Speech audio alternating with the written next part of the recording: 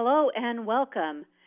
This topic is a simple one, and it's one I personally feel is extremely important for frontline sellers and for their sales managers.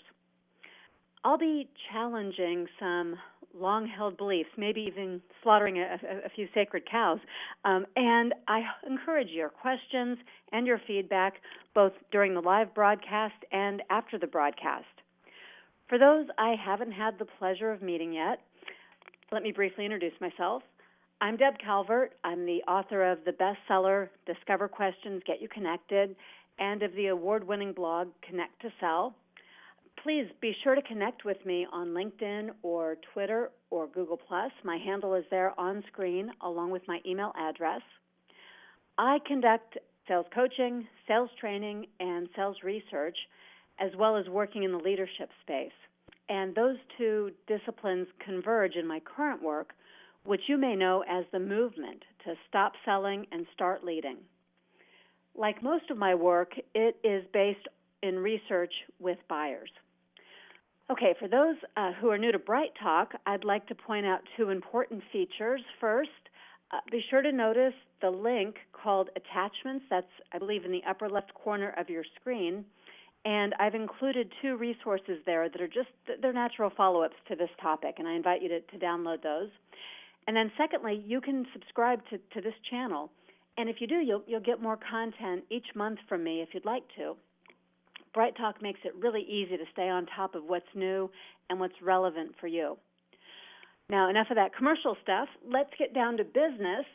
The Stop Selling and Start Leading movement is all about thinking like a leader. And it's about making behavioral choices that leaders make. Today, we're going to be talking about one distinction of leaders, and that is being strategic. You might ask, Deb, what do you mean by being strategic? Great question. It simply means whatever is pertaining to your strategy, which, of course, begs the question then, what is your strategy? In selling, what's your sales strategy? Do you have one, or are you focusing exclusively on the tactics, on the day-to-day actions, on pounding away every day to make more sales, to make your numbers? You know, the top sellers in any organization, in any industry, they have a guiding strategy. They're very strategic, and that strategy gives them clarity and focus. It helps them figure out where to allocate their time, where to put their greatest effort, and what things, most importantly, what things not to do, not to let become distractions that would take them off course. So if you don't have a strategy, I'm going to give you one that you can use. It's one that I've used. It's one I've coached hundreds of other sellers to use. It's one that I know with absolute certainty will make you more effective in selling. So here it is. It's simple, and it's powerful. It's just this, the formula E equals O. Now, I'm going to introduce this to you, and then I'll give you some examples, and I'll peel away the layers so we can explain this more fully. But the formula is E equals O. That's effort equals opportunity. I first heard this formula over 20 years ago from a colleague named Jen Wood, and I've been hearing it more recently, hearing it from a couple of my clients before I tell it to them. So I guess everything old is new again, but this is one of those laws of selling that never gets stale. E equals O, effort equals opportunity. That means that you put your discretionary effort where the opportunity is greatest. Now, what I'd like to do, I'd like to use this formula to answer 5 questions that I frequently hear from selling professionals. As I work with them in training and field coaching, these are some of the most common questions that I hear over and over again. And the answer is wrapped up in the application of this formula. So let's start right there. The first question, it's a good one. It's when should I stop calling on a prospect? When should I abandon the prospect? How much is too much? When am I beginning to be pushy? When is it no longer worth the time? And maybe you've experienced this. Maybe you've been stuck, like so many salespeople feel stuck, just mired in the here and now with a clogged funnel, and a sense somehow that you've lost control. You've lost the ability to predict what's going to happen on the bottom of the funnel when those prospects are going to emerge, because so many of them are clogging up the funnel. Now, of course, there are many, many different schools of thought about when to stop calling on a prospect. I'll ask you to calibrate everything I'm about to say with what the expectations are inside your own organization, but I also hope this will be food for thought. You know, some people say you never, ever quit calling on a prospect. And some will give you a number of calls. They'll prescribe to you a number of calls before you quit. By the way, and I'll come back to this, but usually that number is usually too low. If you're relying on the average number of calls it takes to land an appointment, your number is probably lower than the true average. When it comes to when to stop calling on a prospect, the other school of thought is that there should be a certain amount of time between calls. In fact, some give you formulas of first call and then wait till second call this long and third call is this much later. So many different ways to approach this, but here's my answer. When is it time to stop calling on a prospect? I say simply, effort equals opportunity. And that formula, E equals O, it applies when you're cold calling to make the initial contact. It applies when you're grappling with continuances to try to get that appointment or even the decision. It even applies with repeat business with your established customers. With all of those scenarios, you'll be asking yourself, how much effort should I expend? And the answer will be, how big is the opportunity? Those two things need to be equivalent. Now, let's say there's within a category of the buyers that you talk to, let's say that there is someone who is a leader in their field. They're bigger, they're thought to be better, they're more prestigious.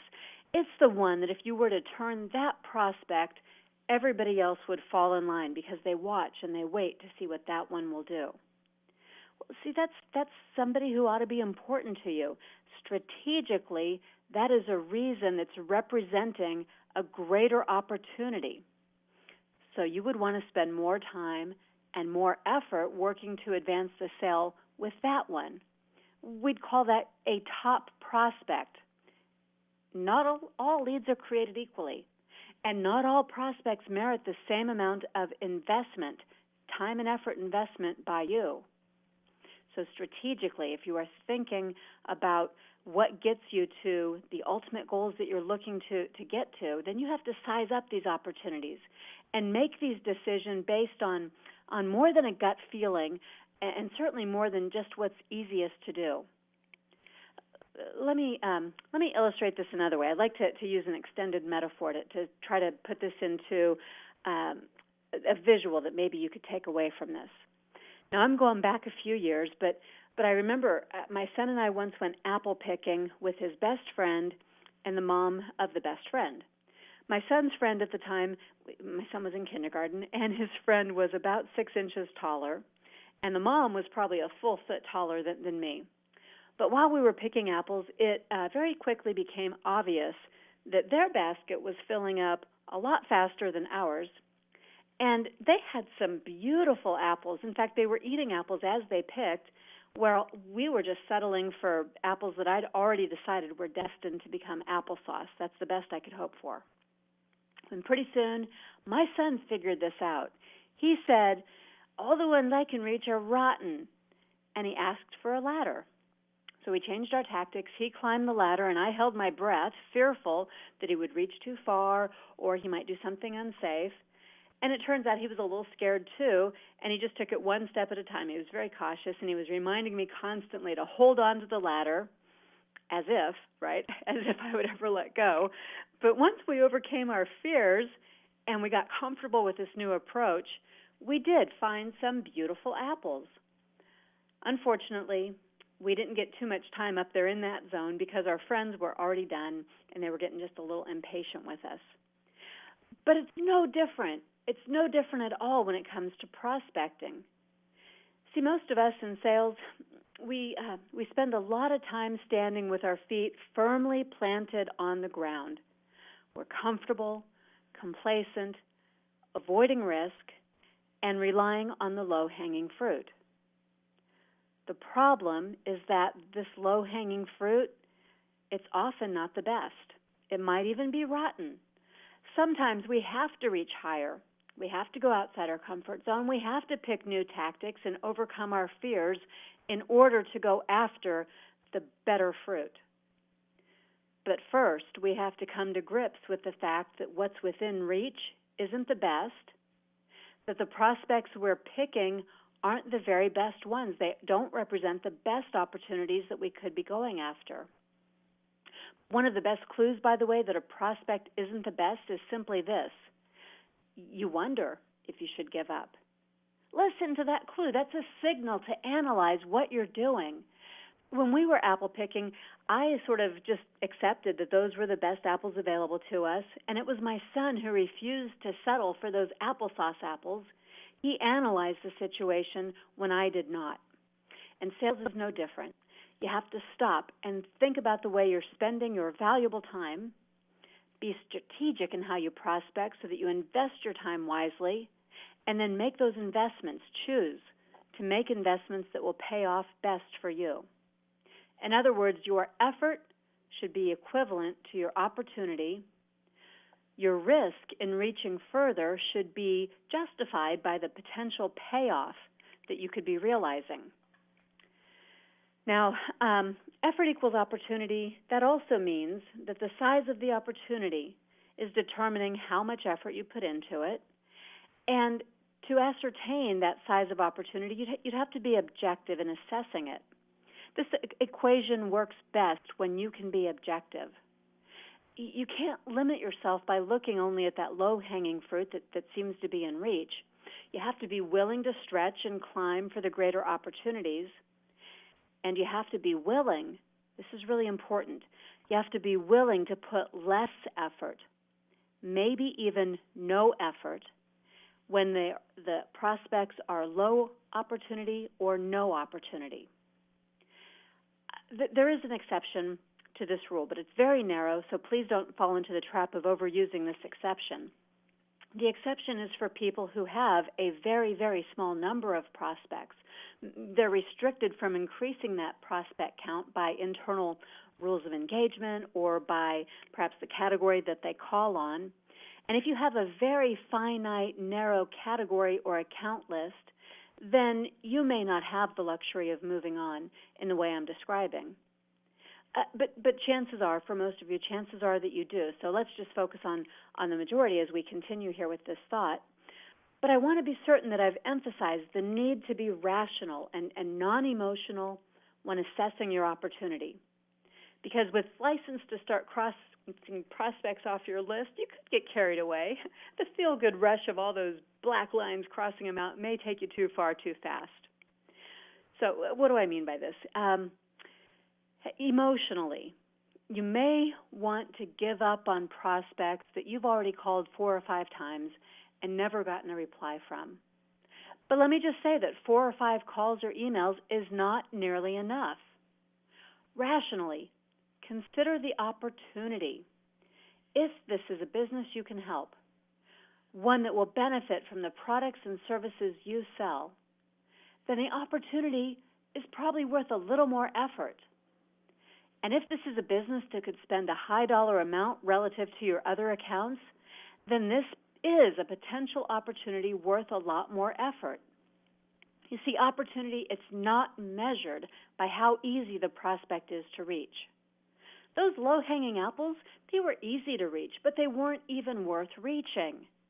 The minimal effort they required wasn't even worth that. The real opportunity when we went apple picking, it was high up, and the substantial effort was worth the opportunity to have perfectly formed, unscarred, juicy apples instead of the ones that were past their prime and they had scaly skin. The only merit about those apples was that they were easy to reach. So don't let frustration or fatigue influence your objective analysis of how much effort you should rationally invest in a good opportunity. And there are other emotional considerations here, right? Emotionally, you might want to abandon a prospect who is unpleasant to deal with. This would be the one who complains about your company, or they had a bad experience. They just like to watch you squirm, it seems like, or for whatever reason, they just don't appeal to you. But think twice before you subjectively eliminate that one from your list. Right, there are clues in that dynamic that you might need to mine so you can objectively assess the opportunity. Whatever the prospect is complaining about or objecting to, remember, that's a clue about what they value. And with a little more effort, perhaps you could deliver exactly what they value now that you have this insight. Consider, too, why are you uncomfortable? Maybe this prospect reminds you of some other customer you've had in the past. Think about that customer, the one in the past, and what it was that you did to turn that one around. Because the takeaway here, it's the same. Your emotional rationalizations, your reactions, the reasons that you'd think about dumping a prospect, they might not be as helpful to you as a fact-based, neutral assessment that starts with our formula. Effort equals opportunity. Now, I know emotionally there's this other piece. We all would like to dump those prospects in those moments when we feel minimized or rejected. In sales, feeling that way is not unusual, even for those who develop a thick skin and have a healthy resilience and are able to bounce back after hearing the word no. But when I ask sales reps to break down for me why some no's or some not nows bother them more than others, it always seems to be for personal reasons. And I'm not qualified to psychoanalyze what's going on there in those individual cases, but suffice it to say that the emotional feelings of rejection, the times when you personalize the no, those usually seem to be about something bigger than the no or about the lost sale. And this is why it's so important to stay level-headed and dispassionate and objective in your perspective to assess the opportunity presented by a prospect. There are some we don't really want to put the effort into because they just make us feel bad for a myriad of reasons. But those reasons, if you're strategically selling, those reasons won't dictate who you spend your time with. When I was new to sales, I had some favorite customers and some prospects, the ones who made me feel welcome, the ones I could chit-chat with all day long if I chose to. They didn't buy much, but they were always happy to see me. And in hindsight, I can see that I stopped by those businesses when I needed a little lift. Subconsciously, I must have known they would brighten my day, even though I knew I wasn't likely to make a sale. In other words, I was socializing, not selling. My emotions, not my objectivity, ruled in those moments. And because this was my practice for a couple of years in that first sales territory, I would guesstimate that the time spent on feeling good versus selling good added up to more than I'd probably care to admit. So to get away from making emotional decisions, and let's face it, if you have any say-so about when and who to call on when you're prospecting, you may let your emotions in the moment dictate who you're choosing to call. See, I've watched this process. A sales rep pulls up a list of contacts to be made today from the CRM, and then they start sort of an unscientific filtering process. And in field coaching, I ask, why'd you skip that one, or what caused you to go straight to that one? And the answers, they're almost always based in emotion. People say stuff like, well, this guy likes me. I think he's pretty close to buying. Or, yeah, I have a pretty good rapport with this contact. Or, I just call, who I'm kind of feeling like calling, whatever catches my attention. Well, you know what happens next. If we're being honest here, the time for prospecting fills up, and there are some prospects who don't get called at all. And when I ask people why they didn't call certain ones, again, it's about feelings. Something is in the way. So what I do and what I recommend for you is I ask sales reps to assign criteria, objective criteria, with no names and no prospects in mind, just objectively criteria to distinguish between what is a good prospect and what's a bad prospect. These are objective, non-emotional criteria that signify there are truly good opportunities. Truly good opportunities, the ones that will help you to reach your goals and to be strategic. Okay, So remember, it's not about who takes the call. If it's a good prospect, you're going to put in more effort to break through, and you will do that when the opportunity warrants the effort. Okay, let's keep moving here because there are other questions that our formula, effort equals opportunity, can answer. Here's a good one. I hear it almost as often as the first one. Simply this: time and territory management. Right? If you're not connecting with a prospect, that may be a time and territory management issue, or it could have to do with other ways that you're spending your time. Are you spending your time selling? Because if you're not connecting with a prospect, there are only two choices. The first is that they aren't buying, and the second is that you're not selling. You're not choosing activities as you manage your time and territory that are sales activities. And I have to make a distinction. Making phone calls and dropping off business cards and leaving messages, that's not selling. Selling is persuading. And you can only persuade someone to do something when they see a clear benefit. Talking about your product and all its features, no matter how good they are, that will never, ever convey something relevant and meaningful to your buyer. Selling doesn't start until we start talking about the buyer, what the buyer wants to accomplish, what the buyer needs, and then, and only then, are you selling. So that means you have to sell the appointment with the buyer, individual buyer that is, in mind.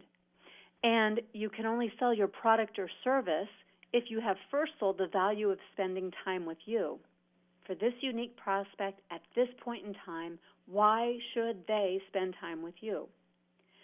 Generic pitches, they're not going to get that kind of a response. They're not going to get you through the door. You aren't managing your time and territory effectively.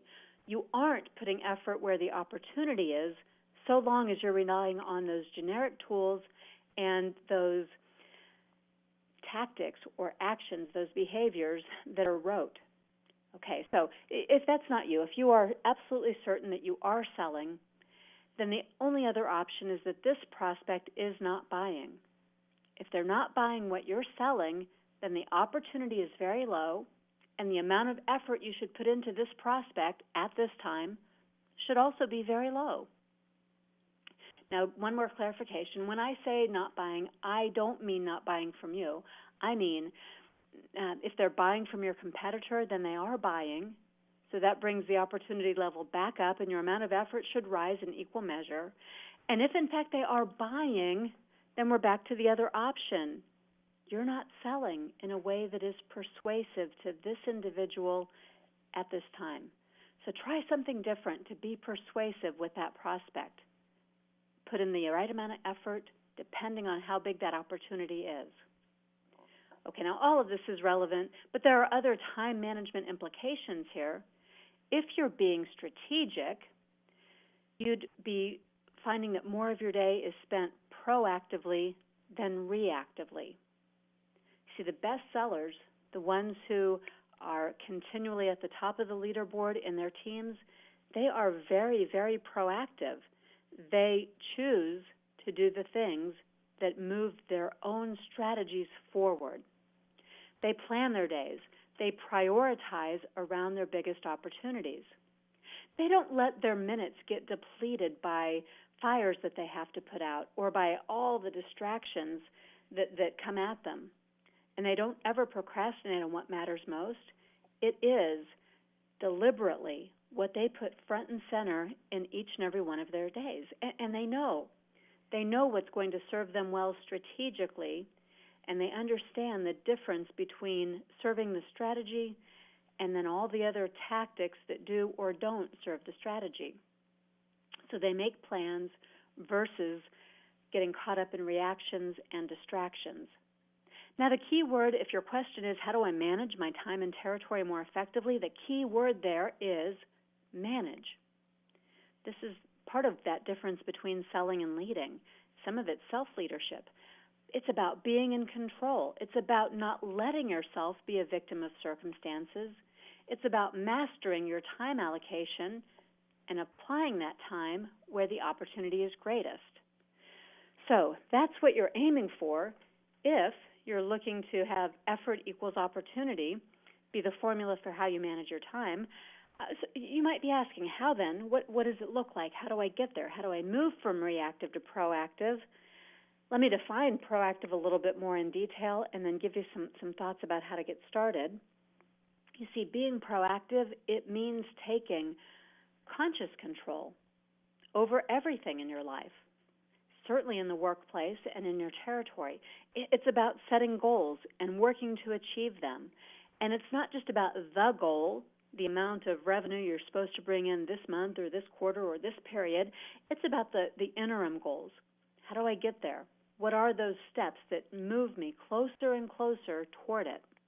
And not just the interim goals, but the plan Bs, the contingency plans that you need. Proactive means you know the end point and you're figuring out all the ways to get there. And everything you do, all the time that you invest, serves that end goal. And you choose to put your effort into the opportunities that advance you toward that goal, not to be distracted by the ones that don't. So being proactive, it also means that instead of reacting to events and waiting around for opportunities to come your way, it means you go out and you create your own events and your own opportunities, and you put effort in to doing that, because no matter what, you're going to find a way to get to that goal. Being proactive means that instead of merely reacting to those events as they happen, that you are consciously engineering your own events. You are making things happen. That's what proactive's all about. So there are qualities, as with anything. If we keep peeling this back, there are qualities that will help you to be more proactive. And if you don't do this already in sales, chances are good that you have done this elsewhere in your life. So these aren't about new skills. It's not about changing who you are. It's about cross-applying what you've done so well in other parts of your life and bringing those in, making those choices as you sell. People who are proactive, the times when they are proactive, they are very self-aware and self-controlled. They are able to separate the workplace stimuli, for example, all those distractions, from their own responses.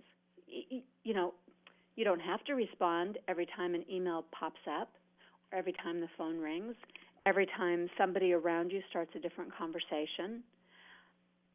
You, even in sales, although you want to be responsive, you can choose how and when to respond.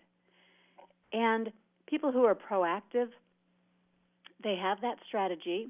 They're grounded in that strategy. They know where they want to get, and they use all of that as a guide for the decisions that they make. You have a choice all the time. Should I do A or B? Which one is going to serve my strategy? Should I put my effort into A or B, because which one gives me the greatest opportunity to get where I want to go? And to be proactive, you do have to be a bit nimble. You have to be creative and imagine the alternative solutions. Visualize them. Don't give up at the first disappointment. Instead, find the way around it. Don't let a barrier be a true obstacle. Let it just be a temporary detour that you need to take. And all of that, everything I'm describing, I understand it requires being courageous. What in sales doesn't require a little bit of courage?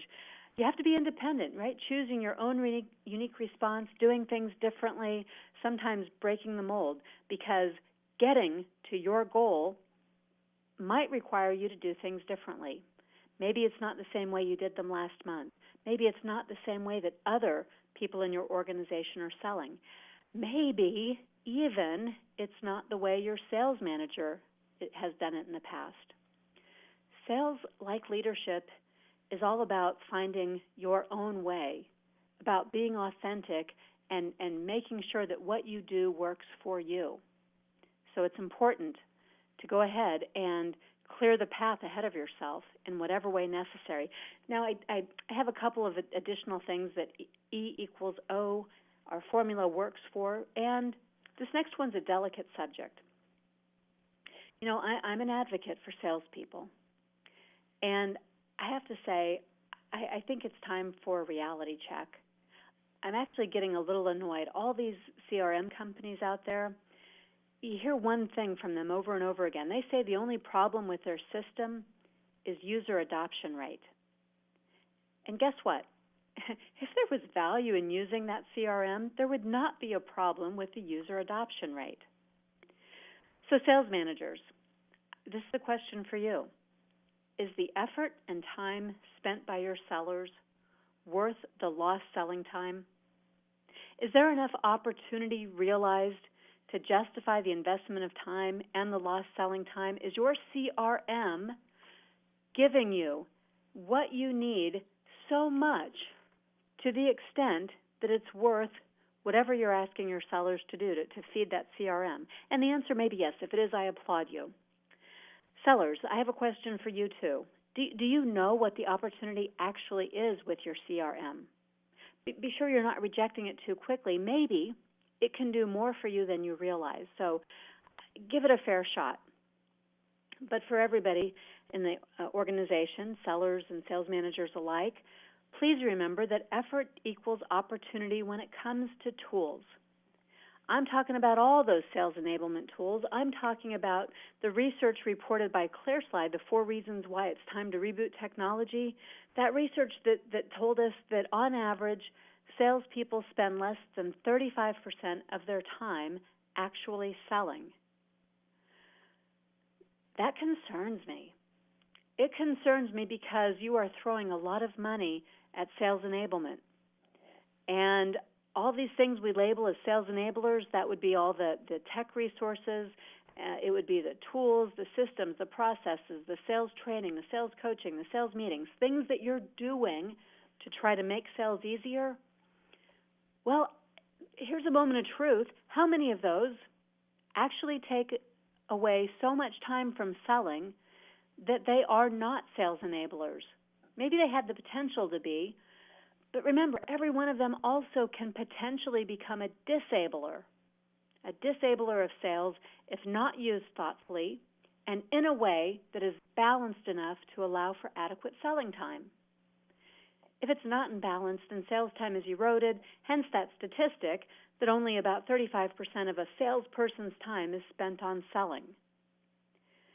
Effort has to equal opportunity.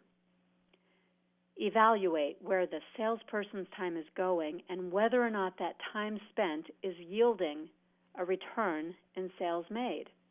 If not, you're asking for an effort in places where there isn't a sales opportunity. Is that what you really want to be doing? 4th question. Effort equals opportunity also applies here. I hear this a lot from salespeople. How much should I be putting into my proposal? And I see proposals getting bigger, not smaller. When they're printed out, it looks like we're going for flop factor, these great big stacks of paper that literally when they go down on the desk, they make the sound flop.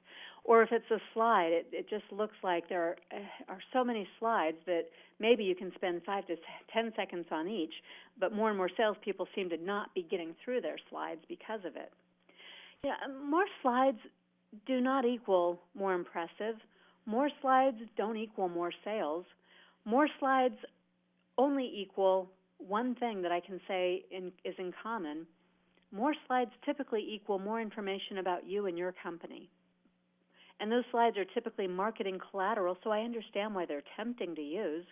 Each slide all by itself says something that's pretty cool. It's pretty impressive. But when you string them all together, you just send your prospect into the drone zone. Nobody's going to listen to all that information, and I don't care how good the slides look or how compelling the factoids are. Nobody, when you string it all together, can possibly stay tuned and understand what it is you're trying to tell them, because it's all about you. Now, let's say you customize, and you are doing a high level of customization in your proposals. Well, there's time required for that. It takes time to prepare these, and then it takes time to present them. The more customized and the more content that there is, the longer they take to present.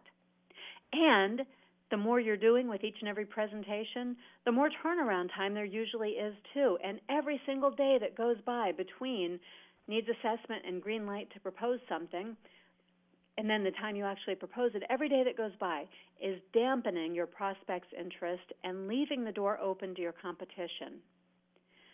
Effort equals opportunity means that sometimes you might have a one-call close with no proposal. And I'm not talking to enterprise-wide sales here and very complex sales. I understand you'll almost always have to have an extensive proposal. But in general, effort equals opportunity. Many salespeople have opportunities to close without going back to the office and crafting a formal proposal.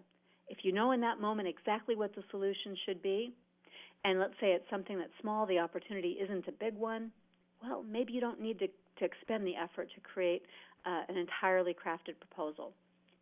Use that if it applies for you. Effort equals opportunity says that sometimes proposals will be short, simple, and to the point. Some will be customized with one or two really good slides or pages. Some will be, effort equals opportunity says that every slide you use will have some customization. But by and large, fewer, faster, shorter, that's what I'm giving you permission to do. If the opportunity isn't so big, your effort shouldn't be so big either. And here's one more thought for you. People say to me, why should I go to sales training? I'm a sales trainer, so my answer might surprise you. I'm not sure you should go to sales training. Is it right for you? Is the content of the particular sales training coming up relevant? Will you learn something new that can truly improve your sales effectiveness? By investing that amount of time in that training, how much money will you lose in sales, and how much ROI will you need to make so that that training time was worthwhile? And I would say this applies to all learning activities and meetings.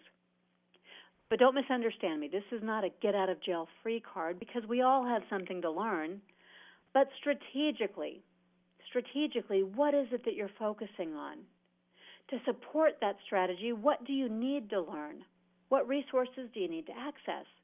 Be smart about this. Effort equals opportunity. Where is your greatest opportunity? Your opportunity to get more sales, your opportunity to reach your goals, and your opportunity to get the information, the resources, the know-how, the training, and the tools that will serve you best in your own strategy. So these are the kinds of ways that you would apply this formula, this effort equals opportunity formula. And it's simple, and it works best if you make it your mantra. If you will ask yourself every day with each choice that you make, how much effort should I put in? Well, first I need to analyze the opportunity, and that will answer the question for you. Now remember, my invitation at the beginning was that you send me your questions, give me your feedback. I would love to have offline conversations with some of you who have very, very specific questions. And I'd welcome you to try this formula and give me some feedback about how it works for you too. Please don't forget that there are some resources attached to this Bright Talk. They will help you to be more strategic. One of the resources I've attached is the first chapter of the book, Discover Questions, Get You Connected, because this is what it's all about. It's all about being more strategic in the way that you sell and in how you drive sales productivity inside your organization. That book is also a workshop. If you're interested in more information, please don't hesitate to contact me. I work as a sales coach and as a sales trainer, and I believe it's my duty to help you as a sales manager or you as a salesperson to find ways that you can authentically sell and advance every sale and connect with your buyers so that you and your buyers can reach your goals. I appreciate you attending this particular Bright Talk. I hope you'll find great value in using the formula, effort equals opportunity. Please share this with your friends and colleagues and connect with me on social media. Thank you for your time today.